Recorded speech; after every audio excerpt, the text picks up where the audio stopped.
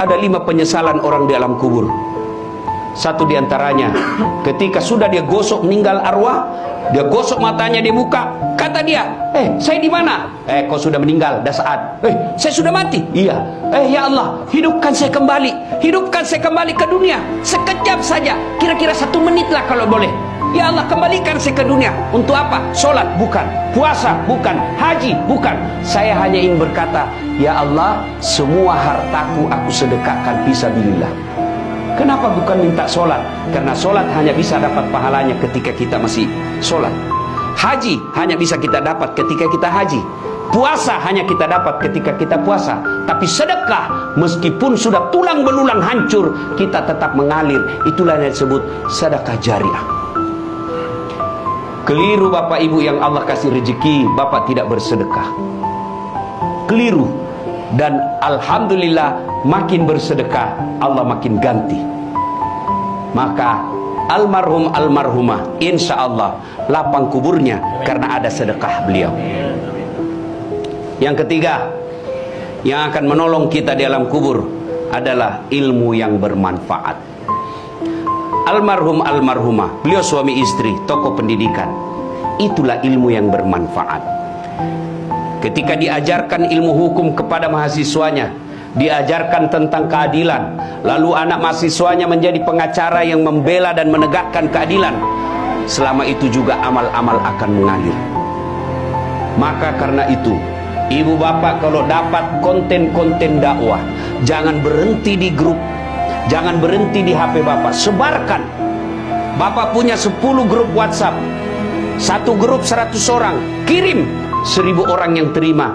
Kalau ada yang mengamalkan 5 orang, selama 5 orang itu amalkan, Bapak dapat pahala seperti pahalanya penceramah tanpa mengurangi pahala penceramah. Ilmu yang bermanfaat adalah yang bisa menyelamatkan kita di alam kubur. Inilah 3 yang akan terus mengalir meskipun kita sudah di alam kubur, bahkan sudah habis tulang belulang kita. Anak yang soleh dan soleha, sedekah harta, kemudian ilmu yang bermanfaat. Dan orang yang ada di alam kubur sekarang masih transit, belum sampai surga, termasuk Rasulullah Muhammad SAW. Dan siapa yang paling menderita di alam kubur? Kata Nabi, orang yang paling menderita di alam kubur nanti adalah al-mutahawil bis sholah, yang menganggap enteng sholat.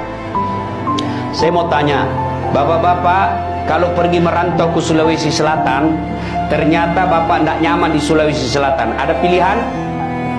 Ada? Ada. Balik lagi ke Jakarta.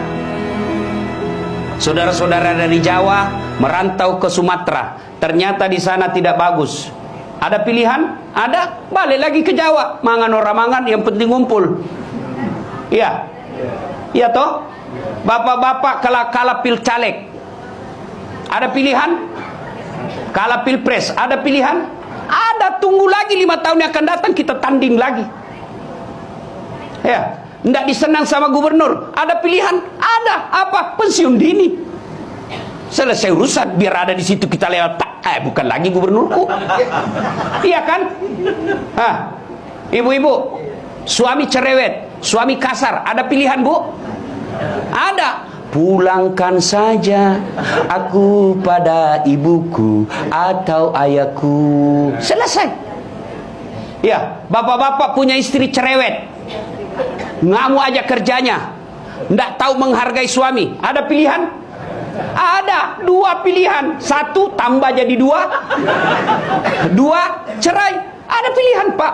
Maknanya bapak menderita di dunia masih ada pilihan. Dan tidak ada orang menderita di dunia dari bangun sampai tidur sampai bangun lagi menderita 24 jam. Tidak, pasti ada senyum-senyumnya. Tapi kalau bapak masuk kubur, ada pilihan? Ibu-ibu masuk kubur ada pilihan? Nggak nyaman pertanyaannya, keluar dulu. Begitu bapak keluar, viral satu dunia pak.